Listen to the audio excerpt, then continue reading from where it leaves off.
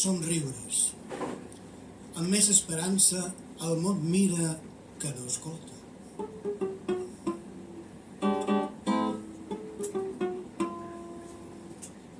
Els homes d'estat estan obligats a somriure.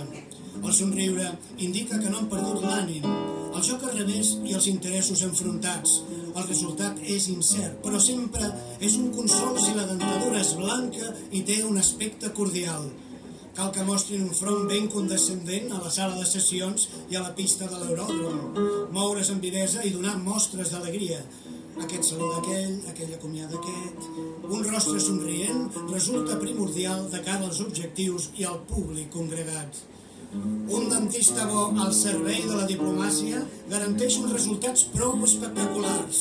Uns canins de bona voluntat i uns dignes incisius no poden mancar en situacions amenaçants. Encara no gaudim de temps prou feliços perquè mostrin les cares la tristesa habitual. La humanitat fraternal, diuen els somiadors, convertirà la terra en el país del somriure. Ho dubto. Els homes d'estat, ja que en parlem, potser no caldria que somriguessin tant, sols de vegades, perquè és estiu o és primavera, sense un espasme nerviós, ni cap mostra de pressa. Diu que l'ésser humà és trist per naturalesa. Aquest és el que jo espero i en gaudeixo d'antuvi.